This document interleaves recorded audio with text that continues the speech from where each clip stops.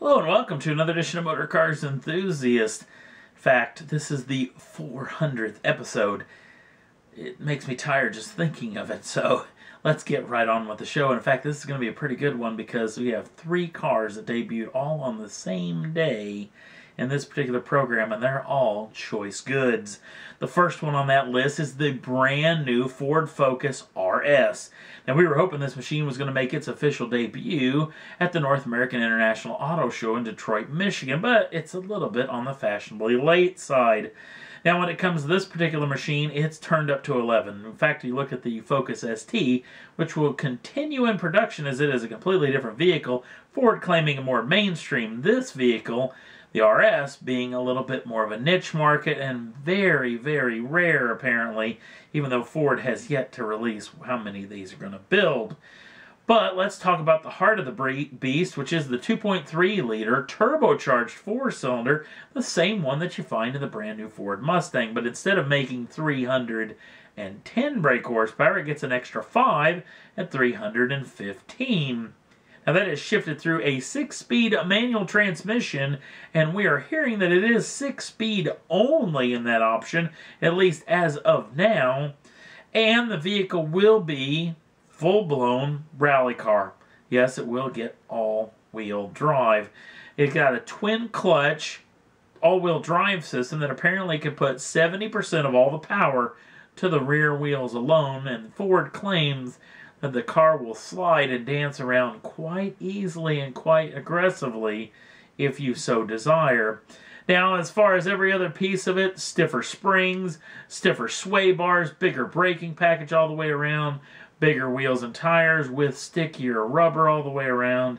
This is a pretty cool piece of kit. Now, it's going to be built in Germany, and apparently by later this year, this vehicle will be available in the European market, the year of 2015. But this vehicle will be coming stateside. Thank you, sweet Jesus. Yes, it will be coming stateside in the year of 2016 as a 2017 model year. We'll hold a whole lot more about this machine, hopefully very soon. Another machine that debuted that day is this vehicle. This is the brand new Ferrari 488 GTB.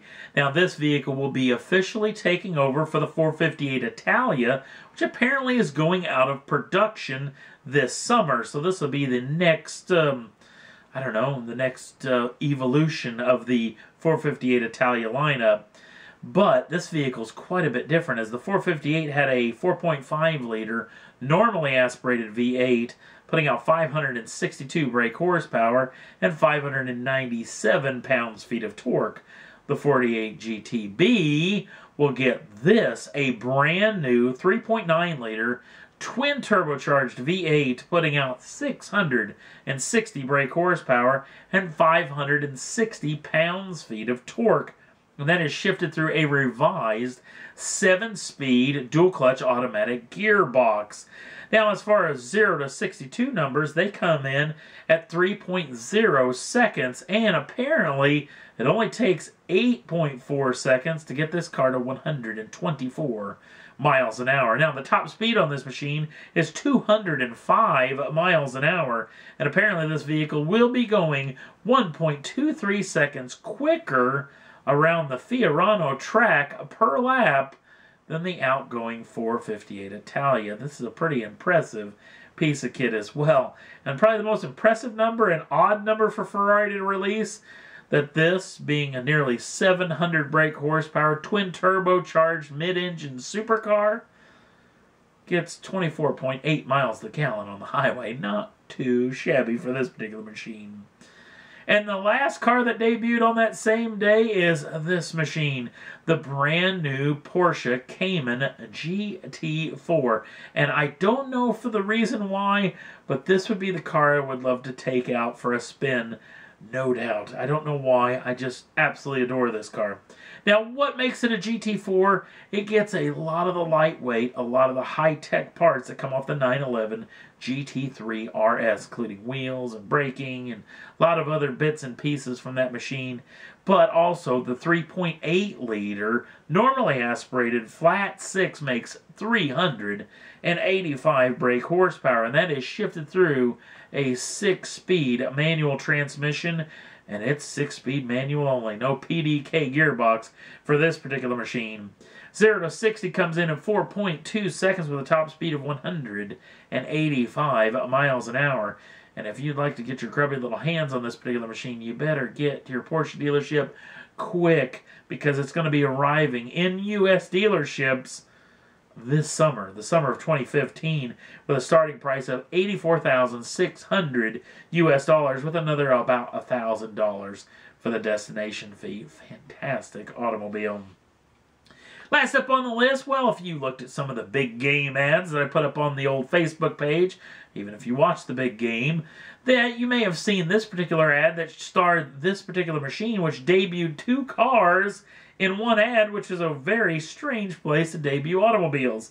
This being the 2015 Nissan Nismo FIA World Championship Endurance LMP1 car. And yes, this car will be going to Le Mans in France in the summer of 2015.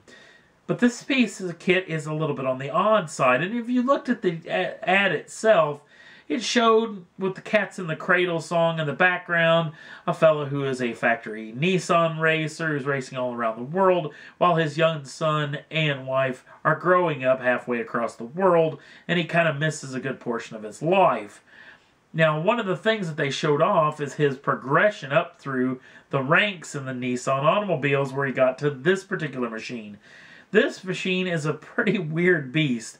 It has a 3-liter turbocharged 4-cylinder lump that's petrol in far as the fuel is concerned, but it shifts all the power through the front wheels, which is freakishly strange for a race car, especially around this championship series where most of them are mid-engine rear-wheel drive. This thing's going to be front-wheel drive. Very intriguing indeed. In fact, it also comes with an energy recovery system.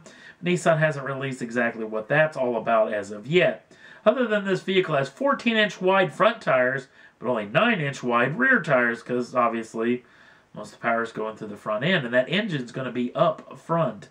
So this is going to be an interesting piece to see just how exactly competitive this machine is on the world stage. At the end of the ad, it shows the fella showing up at the kid's high school to pick him up. The kid hasn't seen him in a while, and he is sitting in this particular machine, the race driver that is, the father, in this machine, which is the sports sedan concept that they showed off at the North American International Auto Show in 2014. And if you've seen that particular episode, I was pleading with Nissan to build this car, and apparently my wants are going to come to fruition, as this vehicle apparently is going to become the brand new Nissan Maxima, even though Nissan hasn't officially announced that as of yet. But a pretty slick little ad. I got it up on the Facebook page if you want to check it out. And in other little news, apparently there is a mystery Nismo edition Nissan that's going to show off at the Chicago Auto Show. At least that's what the folks over at topspeed.com are talking about. The Chicago Auto Show is only a handful of days, so cannot wait to hear what's going to debut as of there. And that's all there was for this, the 400th edition of Motor Cars Enthusiasts. In fact, if you watch 400, all 400 of these, well, I probably should apologize to you, but thanks for sticking in there with us. Also, if you'd like to head on over to the Facebook page, the link's down in the show notes. If you want to subscribe to the channel, you can do so at any time and get the first dibs on the brand new shows as soon as they come out. Thanks for watching. We'll see you again real soon.